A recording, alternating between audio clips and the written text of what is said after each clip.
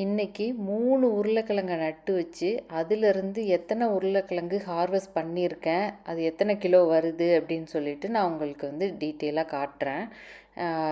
இது 3 செடி தான் கரெக்டாக வந்தது. அதில் கூட ஒரு செடி வந்து கொஞ்சம் ஒரு மாதிரி அழுகுன மாதிரி இலையெல்லாம் ஆயிடுச்சு. நான் அந்த இலையெல்லாம் எடுத்து போட்டுட்டேன். இது வந்து ரொம்ப வெயில் அடிக்கிற இடத்துலையும் இல்லை இந்த டப்பு. இதுலேயே நம்ம வந்து எவ்வளோ ஹார்வெஸ்ட் பண்ணியிருக்கோம் அப்படின்றத பார்க்கலாம். நான் வந்து மொத்தமாக 1 கிலோ உருளைக்கிழங்கு இந்த வருஷம் நட்டு வச்சுருக்கேன். அதுவுமே சூப்பர் மார்க்கெட்டில் அதுவாகவே முளைச்ச உருளைக்கிழங்கு நம்ம வேஸ்ட் பண்ணக்கூடாது அப்படின்றதுக்காக நான் அதை வந்து சும்மா நட்டு வச்சேன். இந்த இதுதான் தாய் உருளைக்கிழங்கு. இந்த சைஸு தான் இருந்தது. மீடியம் சைஸ் உருளைக்கிழங்கு தான்.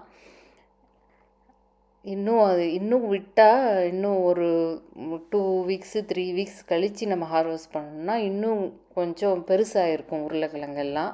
ஸ்பேஸ் ரெஸ்ட்ரிக்ஷன் இருக்குங்க நிறைய. இன்னும் கொஞ்சம் வேறு செடியெல்லாம் வளர்க்கலாம் அப்படின்றதுனால வந்து இந்த டப்பை வந்து வேறு எம்டி பண்ணலான்னு சொல்லிட்டு எடுத்திருக்கேன். இதுதான் நான் ஹார்வெஸ்ட் பண்ணி எடுத்து வச்சுருக்கிற உருளைக்கிழங்கு.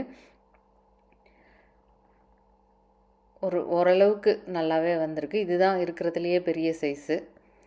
இது மாதிரி கூட நான் வருஷம் எடுக்க மாட்டேன். கொஞ்சம் சின்னதாக இருக்கும்போதேவும் எடுத்துருவேன். இப்போது கழுவி எடுத்து வச்சாச்சு.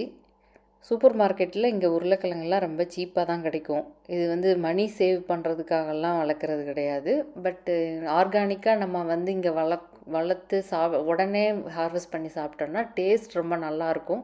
அதனால் இடம் இருக்கிறவங்க வந்து உருளைக்கிழங்கை வந்து நிறைய போட்டு அவங்க ஸ்டோர் பண்ணி எடுத்து வச்சுப்பாங்க. பெருசாக வளர்த்து அவங்க ஒரு வருஷத்துக்கு ஃபுல்லாக எடுத்து வச்சுப்பாங்க.